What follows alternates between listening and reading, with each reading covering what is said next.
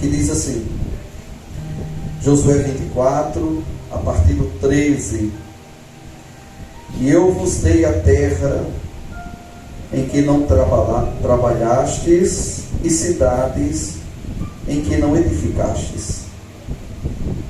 Habitais nelas, e comeis das vinhas e dos olivais que não plantastes. Agora, pois, temei ao Senhor, e servi-o com sinceridade e com verdade, e lançai fora os deuses aos quais serviram os vossos pais além do rio do Egito, e servi ao Senhor. Porém, se vos parece mal aos vossos olhos servir ao Senhor, escolhei hoje a quem sirvais, se aos deuses a quem serviram nossos pais, que estavam além do rio, ou os deuses dos amorreus, em cuja terra habitais. Porém, eu e a minha casa serviremos ao Senhor. Glória a Deus, glória a Deus. Podeis sentar, meus amados. É uma palavra tão conhecida no meio cristão, essa declaração com tanta expressão deste homem chamado Josué, este general do exército, que posteriormente depois Deus pede que Moisés o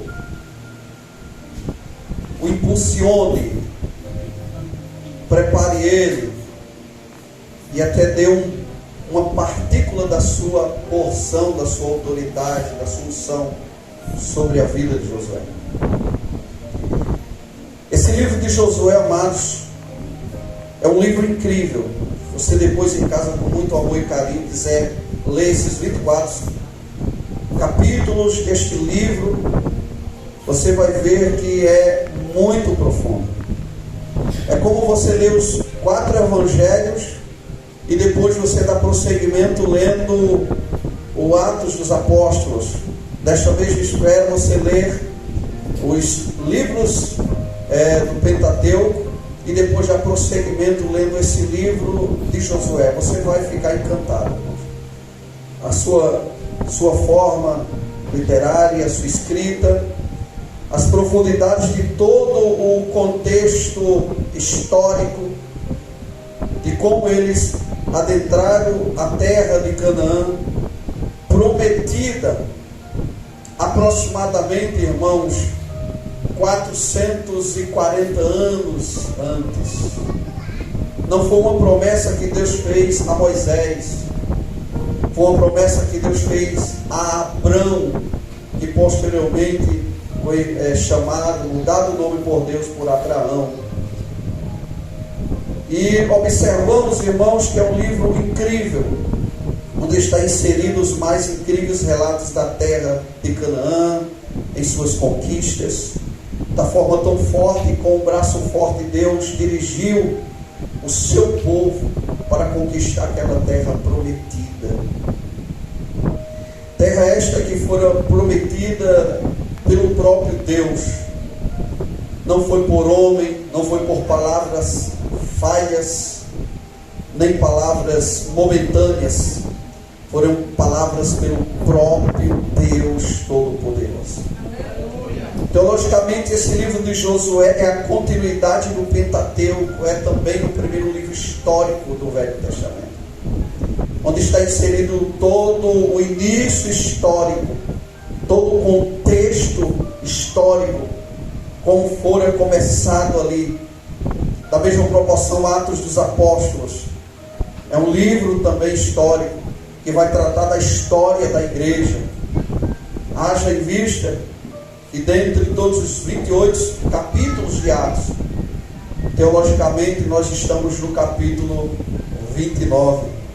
Não está inserido na Bíblia, mas nós estamos vivendo o capítulo 29, dando continuidade à história da igreja. Glória a Deus. E dentro disso, irmãos, nós vemos este homem desbravador, chamado Josué. Este homem que esteve desde os primeiros dias do chamado de Moisés, vivendo em submissão, em obediência, vivendo a sua vida totalmente voltada para aprender com o seu líder Moisés, querendo aprender quem era aquele Deus que os patriarcas falaram. E no decorrer das famílias, uma família foi passando para outra, os seus filhos para os seus filhos, e assim prosseguiu, dando prosseguimento a esta tão poderosa presença e a esse Deus tão tremendo. E quando Moisés chega ali, realizando sinais e prodígios, realizando, irmãos, e determinando ali, a mando de Deus, as pragas no Egito, logo então Josué, ele começa a perceber que não era apenas um homem comum, aquele líder chamado Moisés, e ele precisava extrair de Moisés coisas profundas.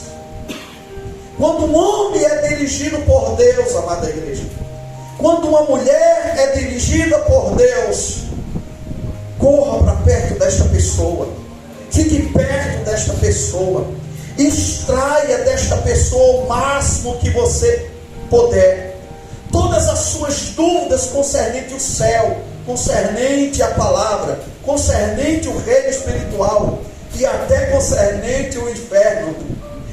Procure esses homens de Deus, homens que vivem se esmerilhando nas sagradas escrituras, homens que procuram estar passando aqui, irmãos, não história de carochinha, não história de Monteiro Lombardi, era uma vez, mas história, fato, verídicos, escriturísticos, teológicos, que vão te dar crescimento, que apontam para o céu, que mostram o caminho. E Josué, entendido destas profundidades que Deus já confiara ao seu servo Moisés, simplesmente ele se aproxima, ele aprende, ele está ali perto. E em todos os 38 anos que Moisés liderou no deserto, ou começando posteriormente, não arredou o pé dos pés de Moisés. Em tudo ali aprendendo, em tudo observando, a chegar o momento de Deus recolher Moisés e dizer: Josué, meu servo Moisés é morto, levanta-te agora e conduz esse povo para herdar a terra prometida. Josué estava ali se sentindo, irmãos, como que despreparado, mas Deus sabia, amados, lá no fundo, que Josué, ele não estava despreparado, ele só estava se sentindo inseguro, mas não despreparado, porque quem aprende com um grande líder, irmãos, não vai estar despreparado. Inseguro, tudo bem, mas não despreparado. E este grande homem de Deus, se você quiser conferir na sua casa depois, quando Deus impulsiona, direciona, ordena Moisés a direcionar uma palavra de liderança para Josué, ou impondo as mãos sobre ele, ungindo, orando por ele, está em Números 27, do 18 ao 22, Deuteronômios 34, 9, e você vai ver ali Deus posicionando Josué. Eu posso ver ainda algumas características nessa introdução, amados, para a gente entrar no desenvolvimento da mensagem e aplicar para os nossos corações. Esse homem Josué, esse grande líder, ele era um grande líder. Eu vejo algo muito forte dentro dele chamado humildade. Porque eu vejo algo chamado humildade, e existia humildade dentro deste homem. Porque quando Deus diz: Josué, meu servo é morto, levanta agora e passa o Rio Jordão e leva este povo, conforme está relatado no versículo 6, quando Deus diz: tende bom ânimo, seja corajoso. É como que ele não estava se sentindo capaz, ou não estava com segurança total para aquela situação, onde a gente vê muitos que quando diz assim, é tu agora, eu estou aqui, bora. Mas não é por impulso. Não é apenas porque está sendo corajoso. Às vezes está mostrando que já está preparado. E ele é como que, mesmo estando preparado, é como que ele estivesse perguntando, Deus, o Senhor tem certeza que é eu mesmo? O Senhor está certo que é eu mesmo? E Deus ali, irmãos, anima-o, fortalece-o. E esse homem era um homem ainda de humilde e obediente em todo o seu ministério. E de repente Deus o impulsiona, ele atravessa o Rio Jordão e agora começa a liderar Israel. Começa a guerrear contra os inimigos terríveis que havia naquela terra de Canaã. Mas a Bíblia diz que Deus era com Josué. Da mesma forma que foi com Moisés, Deus agora era com Josué. Como o diácono Anderson bem enfatizou aqui, amados, Jesus, ele se importa com a família. Pegando esse gancho desta palavra, eu posso dizer, o mesmo Deus que abençoou a família de Josué é o mesmo Deus que está na Igreja Batista Missionária em Duas Estradas nesta noite, dizendo, eu me importo com sua família, eu me importo com tua casa, eu me importo com tua família, eu me importo com você, homem, chefe da família, com você, mulher, que é adjuntora, auxiliadora, ajudadora, eu me importo com os seus filhos. Ele se importa, e por ele se importar, ele está direcionando desde o início do culto palavras poderosas para alinhar, para delinear, para te posicionar, para te levar muito mais além do que você pode imaginar. E nesta noite, amados, vamos como pegar essa palavra, esta pregação, a vida de Josué, a família de Josué, como pano de fundo para nós ministrarmos aos nossos corações nesta noite. E com certeza, amados, o Senhor já está falando desde o início do culto aos nossos corações. Aleluia. E vamos trabalhar um pouco esses 3 versículos que nós lemos nesta noite. Observe aqui no versículo 13. O próprio Josué aqui já amadurecido, Josué aqui já com uma idade bem considerada, Josué vai trazer, irmãos, todo um relato para o povo. Se você olhar logo no primeiro versículo do capítulo 24, ele juntou todas as tribos de Israel, todas as 12 tribos. Ele não deixou ninguém de fora, nenhuma tribo de fora, ninguém, eles todos, porque ele queria relembrar aquelas palavras que Deus falara ao coração e à vida de Moisés e transferiu para o povo. Ele queria agora reforçar aquelas palavras aos corações, porque nós temos um grave e um grande problema, amados, e no passar dos dias a gente esquece muitas coisas. Por isso que a gente tem que estar revendo, analisando, reestudando, recapitulando, nos reorganizando, para que a nossa vida sempre venha estar pautada na vontade do Senhor.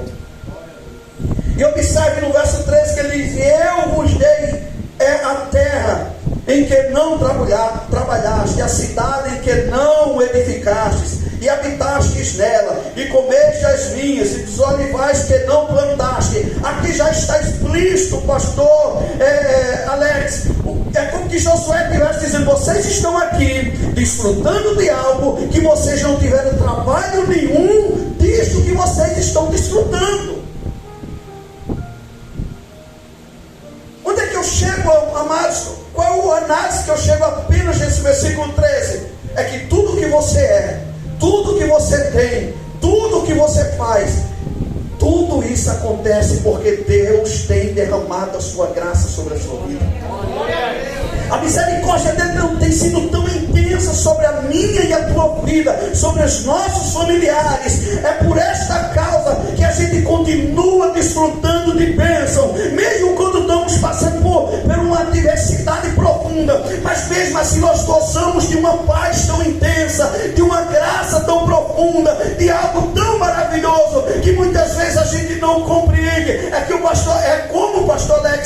assim, como Jesus disse para os discípulos: eu vos dou a minha paz, eu vos deixo a minha paz. Essa paz não é paga, irmão, ela é gratuita. Ele dá de graça, eu vos dou. Jesus não disse eu vos empresto, eu vos vendo, eu vos dou. E Josué estava dizendo: olha, tudo que vocês têm, tudo que vocês são, todas as possessões, todas as bênçãos, não vem de vocês. Vocês estão comendo o que vocês não plantaram, estão vivendo em uma casa na qual não vem de vocês. Aí alguém no meio pode se levantar e dizer: não, pastor, a minha casa foi construída. Quem deu o dinheiro para você? Foi meu trabalho. Quem abriu o trabalho? Quem deu saúde para você trabalhar? A Bíblia diz em Lamentações de Jeremias, capítulo 3, versículo 22, que as misericórdias do Senhor, que se renovam a cada manhã, são a causa de não sermos consumidos, ou seja, não sermos mortos. Se nós estamos aqui, há uma misericórdia abundante, há uma graça nos alcançando. Se você está aqui respirando, é a graça do Senhor. Se você está aqui, mas é o Senhor tendo misericórdia de você.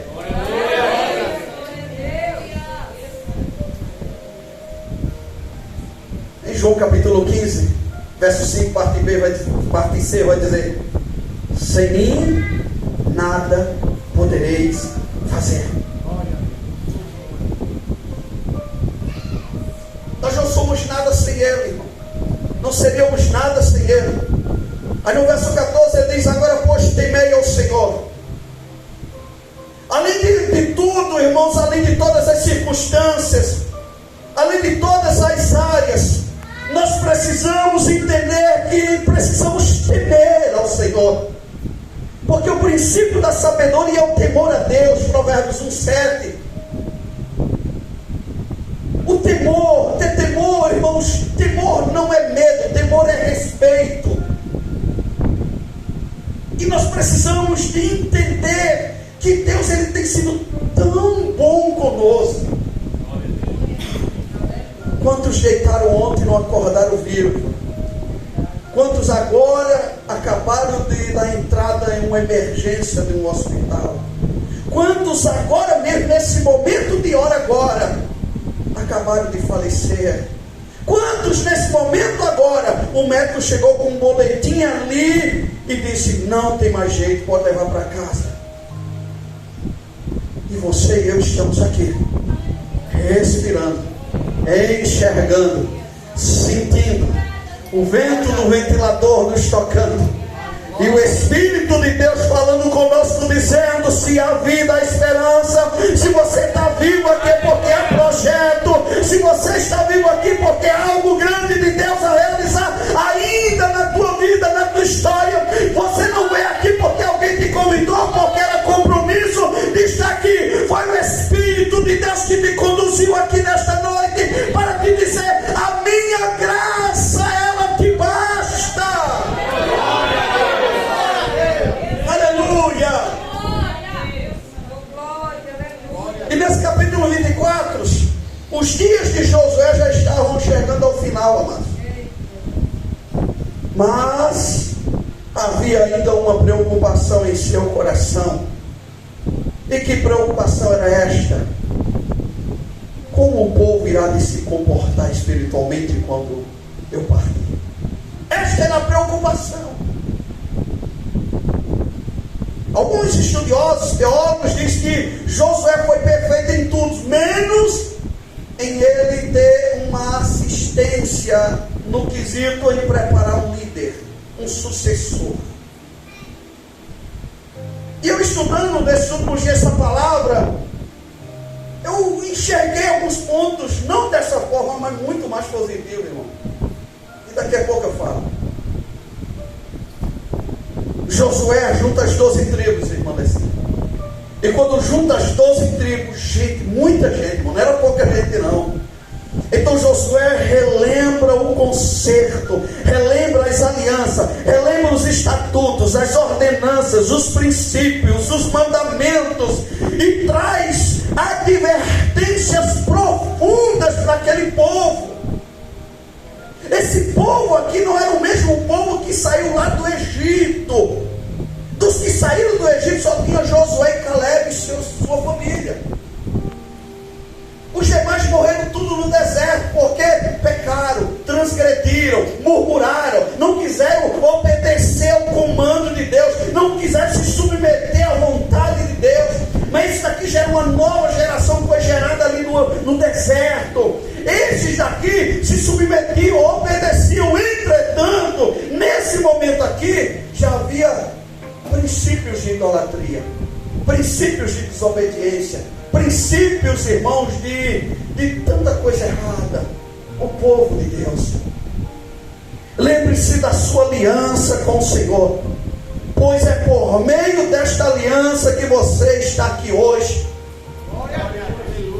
Josué relembrava a aliança, Josué relembrava todo o chamado, todos os mandamentos. É como que Deus também está falando para nós nesta noite. Não esqueça de que origem você é. Se você entregou a sua vida a Jesus, você tem uma aliança com Jesus, você tem um compromisso com o céu. Você não é mais dessa terra, você está aqui como peregrino em uma terra distante. Nós pertencemos ao Senhor, nós pertencemos aos céus.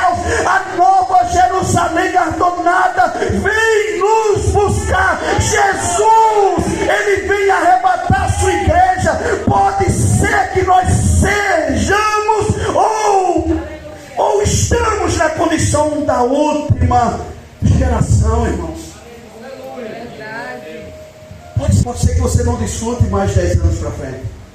Por que, pastor? Vou morrer? Não, Jesus vai voltar.